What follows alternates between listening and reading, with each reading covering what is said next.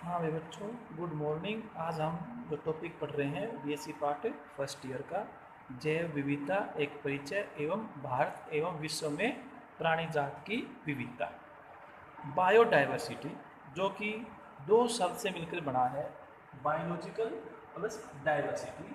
तो पहले इसको हम बायोलॉजिकल डाइवर्सिटी भी कहते थे, लेकिन बाद में डब्ल्यू.जी. रोजन ने 1985 के अंदर ये सब मिलकर बायोडाइवर्सिटी, जैसे कि जैव विविधता है, इसके नाम से ही सीधा है बायो और डाइवर्सिटी। बायो का मतलब क्या होता है? लाइफ। और डाइवर्सिटी का मतलब क्या होता है? वैरायटी, विविधता।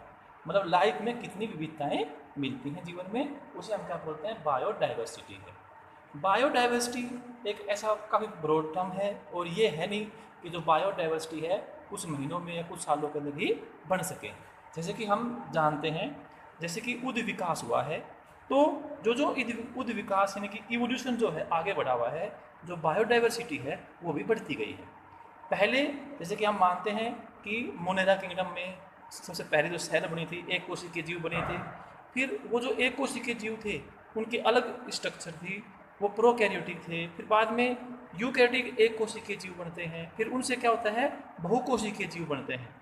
और जो ये बहुकोशिकीय जीव बनते हैं, इनके अंदर भी आगे जाके अंग तंत्र और ऐसी जो होती हैं संरचनाएं बन जाती हैं, जिनसे क्या होता है? एक प्रकार की विविधता का विकास होता है। तो विविधता जो है, जैसे कि हम मानते हैं कि हमारी जो अर्थ है 4.5 मिलियन साल पहले उसका विकास हुआ था, अर्थ बनी थी। और उससे लगभग 3.5 मिलियन साल पहले क्या है, बिलियन साल पहले क्या है, अर्थ के ऊपर लाइफ जो है वो शुरू हुआ था। तो 3.5 मिलियन साल से लेके आज तक जो है उस लाइफ के अंदर परिवर्तन होते गए हैं, और उससे जो है हमारी अर्थ के ऊपर विविधताएं बढ़ती गई हैं। तो विविधता जितनी ज़्यादा होगी उतना ही क्या होगा? अच्छा होगा। तो आज हम विविधता देखते हैं जीव जंतुओं के अंदर जो है, उनके अंदर साइज के अंदर विविधता हो गई है। कि अगर हम कोडेटा के अंदर देखते हैं तो वहाँ पर छोटी कोशिका जो सबसे छोटा जो जीव होता है वो पंडागा मछली होती है। और फिर व्हेल जो है, ब्लू व्हेल से है, शार्क व्हेल है, इतनी उसमें साइज़ के अंदर क्या होती है? विविधताएँ मिलती हैं। इसके अलावा ये उनके साइज़ के अंदर भी होगी है।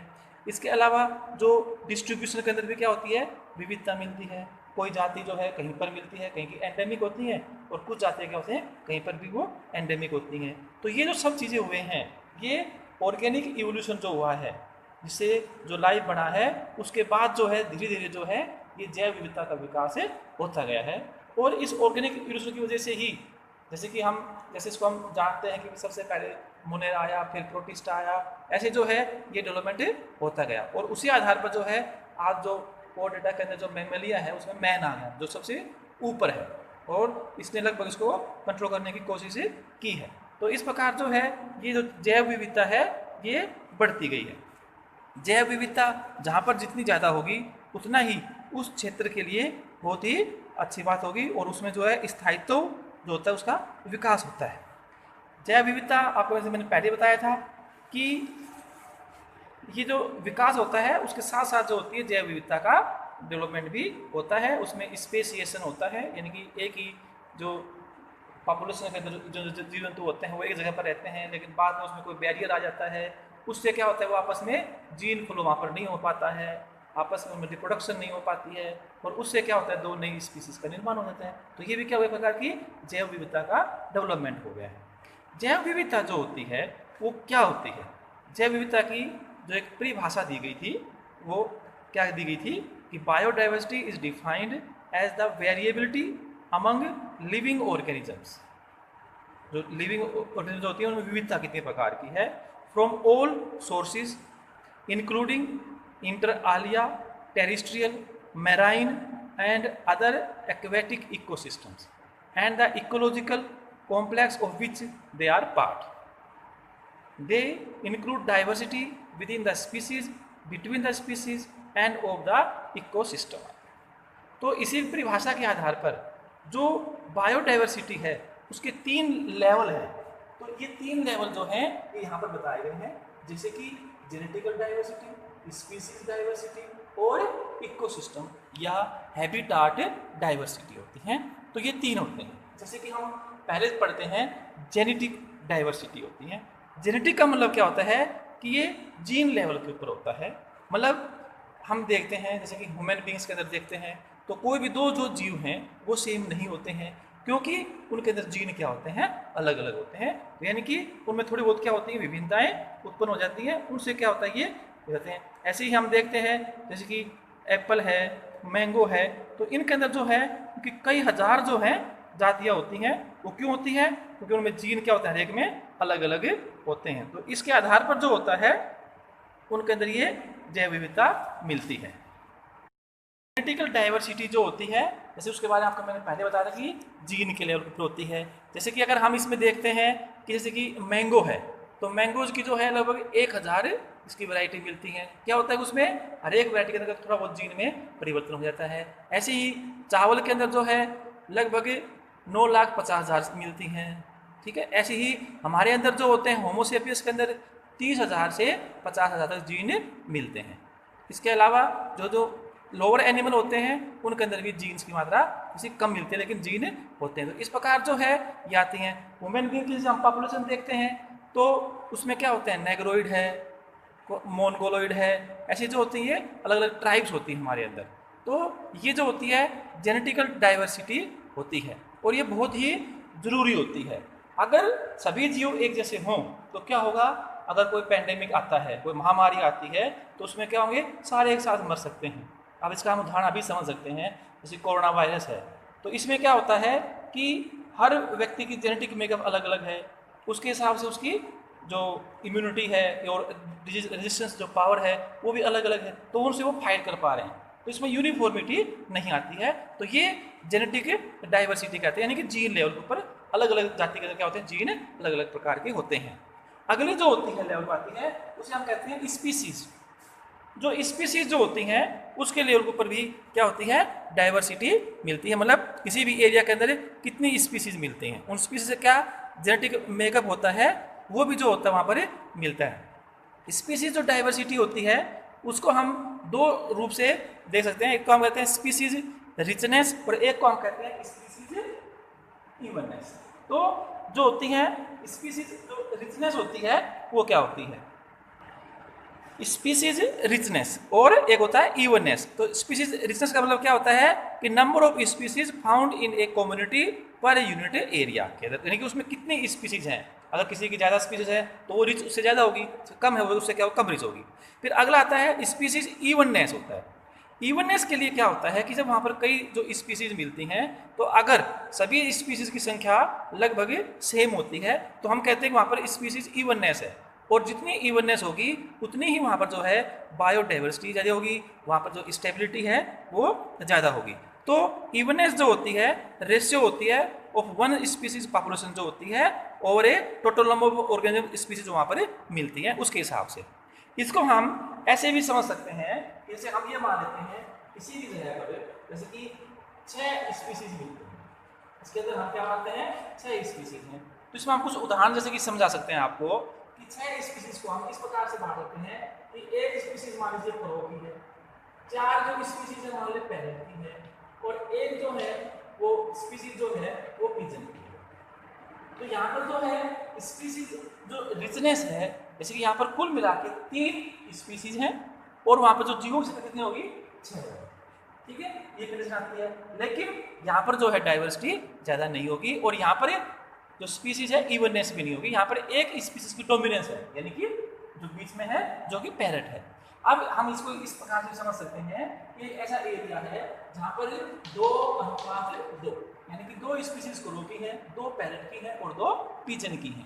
तो यहाँ पर भी कुल कितनी है 6 स्पीसीज है और संख्या इंडिविजुअल की जो 6 है और स्पीसीज कितनी है 3 है। लेकिन यहाँ पर इवननेस ज़्यादा है और इसकी तुलना में यहाँ पर क्या होगी डाइवर्सिटी ज़्यादा होगी। लेकिन हम यहाँ पर क्या देख रहे हैं कि सभी जो स्पीसीज हैं एक ही ग्रुप के हैं, सारे बर्ड्स हैं। और हम थर्ड जो जगह है अगर वहाँ पर हम क्या देखते हैं कि मान लीजिए 2 इसमें मान लीजिए कोई पक्षी है, क्रो है, 2 जो है एलिफेंट है और 2 जो है एम्फीबिया है। तो यहाँ पर कुल इंडिविजुअल तो 6 हैं और स्पीसीज 3 है, लेकिन अलग अलग ग्रुप की हैं। तो यहाँ पर जो है स्पीसीज डाइवर्सिटी ज़्यादा होगी। तो ये इवननेस और रिचनेस जो होती है उसके आधार पर ये होती है। तो दोनों अगर होती हैं इवननेस भी होगी और रिचनेस भी होगी, तो वहाँ पर जो है स्पीसीज की जो डाइवर्सिटी है वो ज़्यादा होती है। अगला जो पॉइंट आता है इसे हम कहते हैं इकोसिस्टम, इकोलॉजिकल, यानी कि हैबिटाट जो है डाइवर्सिटी बोलते हैं। ये जो है जो जीव जंतु जो होते हैं अलग अलग प्रकार के हैबिटाट में, इकोसिस्टम में रहते हैं। तो अगर किसी भी क्षेत्र के अंदर ये जो इकोसिस्टम है ये अलग अलग प्रकार के होंगे, जैसे कि अगर हम मान लें कोई ग्रीनलैंड है वगैरह है, तो वहाँ पर जो इकोसिस्टम है वहाँ की इतनी वैरायटी नहीं मिलती है, तो वहाँ पर भी इतनी डाइवर्सिटी नहीं होती है। जैसे आप इंडिया में देखते हैं तो यहाँ पर क्या होता है, डेजर्ट भी हैं, यहाँ पर प्लेन क्षेत्र भी हैं, यहाँ पर माउंटेन क्षेत्र भी हैं, यहाँ पर यानी कि बर्फीला एरिया भी हैं, तो ये सब जो है यहाँ पर मिलते हैं। और इसके अलावा हम इस हैबिटेट के अंदर और क्या देखते हैं, जैसे कि अगर हम देखते हैं कि टेरेस्ट्रियल देखते हैं, फिर हम देखते हैं एक्वेटिक देखते हैं, तो टेरेस्ट्रियल के अंदर भी होते हैं और एक्वेटिक के अंदर भी जो होती है इसके अंदर डाइवर्सिटी होती है। टेरेस्ट्रियल के अंदर क्या होता है, अभी फॉरेस्ट है, ग्रास लैंड है, ठीक है, ये वहाँ पर मिलते हैं, तो उनके अंदर भी क्या होगी जी डाइवर्सिटी होगी। डेजर्ट है, ये मिलते हैं। फिर अगला आता है इसके अंदर जो होता है एक्वेटिक। एक्वेटिक जो है दो प्रकार के हो गए, फ्रेश वाटर हो गया और मेराइन हो गया। फ्रेश वाटर के अंदर भी क्या हो गया, एक तो होता है लैंटिक, एक क्या होता है लोटिक। लोटिक का मतलब क्या होता है, बहता हुआ। अब ऐसे मानो कि लोटा है पानी में बह रहा है, तो लोटिक का मतलब क्या होता है, बहता हुआ, और लैंटिक का मतलब क्या होता है, स्थिर वाटर जो होता है वो आता है। तो ये भी इस प्रकार की डाइवर्सिटी हैबिटेट के अंदर होगी। और इसके अलावा इसमें जो होती हैं स्वैम्स भी आती हैं, वेटलैंड्स भी आती हैं, और मेराइन तो होता ही है। तो ये जो इकोसिस्टम जो डाइवर्सिटी होती है इसमें इतनी प्रकार की टाइप मिलती है, जितनी इकोसिस्टम के अंदर वैरायटी होगी उतनी वहाँ पर क्या होगी, जीव जंतुओं के अंदर क्या होगी, वैरायटी होगी। जो ये बायोडाइवर्सिटी जो होती है, ये आपको मैंने बार बार ये कह रहा हूँ, जहाँ पर बायोडाइवर्सिटी ज़्यादा होगी वहाँ पर क्या होंगे, स्टेबिलिटी ज़्यादा होगी, वो जो इकोसिस्टम है वो वहाँ पर अच्छा रहेगा, सस्टेन कर पाएगा उसके अंदर। तो बायोडाइवर्सिटी के हिसाब से जो हम देखते हैं तो हमारे देश में और वर्ल्ड के अंदर जो है जीव जंतुओं की हम तुलना करते हैं, तो इंडिया जो है हमारे अंदर, यहाँ पर इंडिया के अंदर जो पॉपुलेशन है यानी कि जो ज्योग्राफिकल एरिया है ना, वो वर्ल्ड से सिर्फ 2.4% ही है, लेकिन हमारे यहाँ पर जो बायोडाइवर्सिटी है वो लगभग 8.1% है। और इंडिया जो है एक प्रकार का मेगा बायोडाइवर्सिटी सेंटर होता है, उसके अंदर आते हैं हमारे देश के अंदर। तो ये 2.4 लैंड एरिया है, लेकिन इतनी बायोडाइवर्सिटी आती है। हम जब इन स्पीसीज की डाइवर्सिटी है, वैसे तो स्पीसीज अब तक पूरी किसी से खोज हुई भी नहीं है, और कोई ऐसी स्पीसीज हैं जिनकी खोज हुए बगैर ही वो एक्सटिंक्ट भी होगी, हमें पता ही लगा जैसे कोई स्पीसीज अस्तित्व में थी भी नहीं थी। लेकिन फिर भी साइंटिस्ट जो हैं अलग अलग अनुमान लगा के, अभी तक साइंटिस्ट ने वैसे तो लगभग 1.75 मिलियन जो स्पीसीज हैं उनको ज्ञात कर लिया है।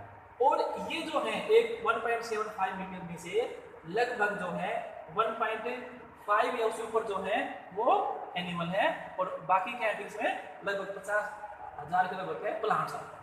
तो हम जब स्पीसीज, और कुछ साइंटिस्ट तो ये भी कहते हैं कि जो है फुल एनिमल डाइवर्सिटी जो है या प्लांट जो डाइवर्सिटी बायोडाइवर्सिटी जो है वो 7 मिलियन तक हो सकती है, कई से ऊपर भी जाते हैं, ये 20 से 25 मिलियन भी हो सकती है, कोई इसका भी है नहीं। तो हम अभी जो नॉन एनिमल होते हैं उसमें 70% जो एनिमल होते हैं और 22% क्या होते हैं, प्लांट्स होते हैं। और एनिमल के अंदर भी 70% जो एनिमल हम कहते हैं उसमें इंसेक्ट जो है एनिमल का 70% जो होते हैं वो इंसेक्ट्स होते हैं। तो इंसेक्ट जो है इतने ज़्यादा कैटेगरी के अंदर आते हैं। तो हम लोग देखते हैं लगभग 1.75 मिलियन कुछ एनिमल हैं, उनमें से जो है कोर डेटा जो आते हैं वो सिर्फ 49,000 है, यानी कि आप इसको एवरेज मान लो भी 50 के लगभग मान लो, तो बाकी जो बचते हैं वो 1.25 जो है वो क्या हो गया, और 50 को मान लेते हैं प्लांट है, तो बाकी सारे क्या होते हैं इसमें, ये इनवर्टिब्रेट्स होते हैं। इनवर्टिब्रेट्स जो होते हैं लगभग 1.2 मिलियन होते हैं, और ये लगभग 95% होते हैं टोटल का। और इस आपको मैंने पहले कहा था इंसेक्ट जो होते हैं इसमें बहुत ज़्यादा होते हैं, तो वो इसका जो है लगभग 9 लाख होते हैं इंसेक्ट। 1.2 मिलियन के अंदर जो होते हैं वो इंसेक्ट जो है ज़्यादा बोलते हैं। और इंसेक्ट इसके अंदर इनवर्टिब्रेट के अंदर भी जो आर्थ्रोपोडा होते हैं वो लगभग 1 लाख स्पीसीज होती हैं। तो ये हम जो है जो जीव जंतु जो मिलते हैं ये उनकी डाइवर्सिटी है। जैसे कि हम यहाँ देख सकते हैं प्रोटिस्टा है जो कि यूकैरियोटिक में आता है, एक कोशिकीय जीव होते हैं। तो इंडिया के अंदर इसकी 2577 स्पीसीज मिलती हैं, और वर्ल्ड के अंदर जो है 3190 जो है इनके अंदर ये स्पीसीज मिलते हैं। तो ये जो है यहाँ पर ये होते हैं। इसके अलावा मोलस्का के अंदर भी हम देखते हैं ये बहुत ज़्यादा मिलते हैं। इसको देते हैं हम इसको मेंबर्स को देते हैं, कई गुना ज़्यादा होते हैं। तो हमारे देश में 5070 के आसपास है और वर्ल्ड में 81,000 है।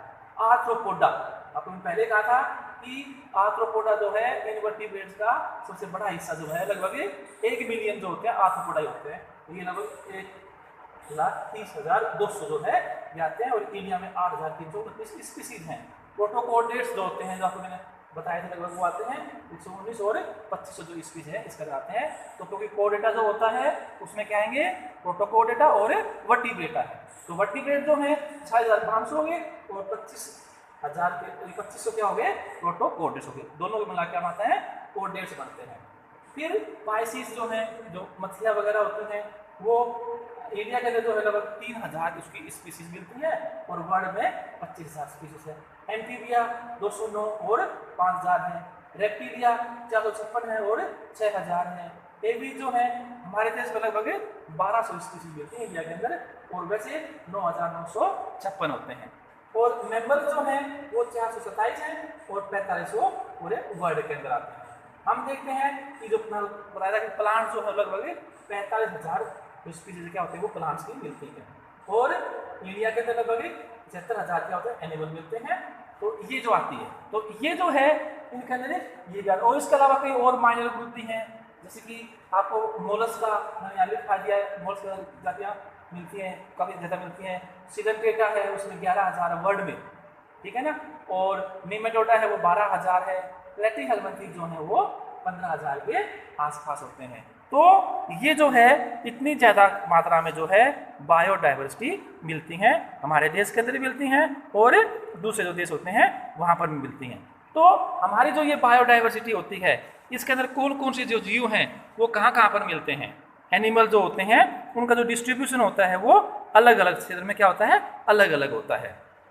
जैसे कि इंडिया के अंदर जो है हमारे अंदर जो इकोसिस्टम जो डाइवर्सिटी आपको बताया था कि मरुस्थलीय भी आ जाते हैं, पर्वतीय क्षेत्र भी हैं, तराई वाले क्षेत्र भी हैं, सदाबहार वन भी हैं, समुद्र तट के क्षेत्र भी हैं और स्थल जलीय क्षेत्र भी आते हैं। और जो ये अलग अलग जो क्षेत्र होते हैं इसके अंदर जो मिलने वाले जीव जंतु होते हैं वो भी क्या होते हैं, अलग अलग प्रकार के जीव जंतु मिलते हैं। तो ये जो हैं इस प्रकार यहाँ पर ये मिलने वाले जीव जंतु हैं और ये उनकी जो है जैव विविधता है। जैसे कि थार रेगिस्तान में हम मानते हैं तो रोडेंट्स हैं, छिपकलियाँ हैं, ठीक है ना, सर्प हैं, कबूतर हैं, ग्रेट इंडियन बस्टर्ड जो हैं ये ज़्यादा मिलते हैं। इसके अलावा सदाबहार जो और जलीय जो स्रोत हैं वहाँ पर एंटीलोप है, हिरन है, हाथी है, जंगली कुत्ते हैं, बाघ है, चीता है, ये मिलते हैं। तराई क्षेत्र जो है उसमें भैंसे हैं, हाथी, गैंडे, हिरन आदि जीव तो वहाँ पर मिलते हैं। हिमालय जो हम देखते हैं उसमें कस्तूरी मृग है, हिम भालू है, हिम तितर है, चीता है, लाल पांडा है, भेड़ बकरियां जो हैं ये यहाँ पर मिलती हैं। तो ये जो है इस प्रकार जैव विविधता हमारे देश के अंदर बहुत ज़्यादा बढ़ी हुई है। जीव जंतु जैव विविधता होती है वो अलग अलग हर उसमें क्या होती है जैव विविधता है, उनके खाने पीने के व्यवहार में, उनके एडेप्टेशन में, साइज में, रहन सहन में, हर जगह क्या होती है जैव विविधता होती है और ये इस इकोसिस्टम को बनाए रखने के लिए आवश्यक होती है।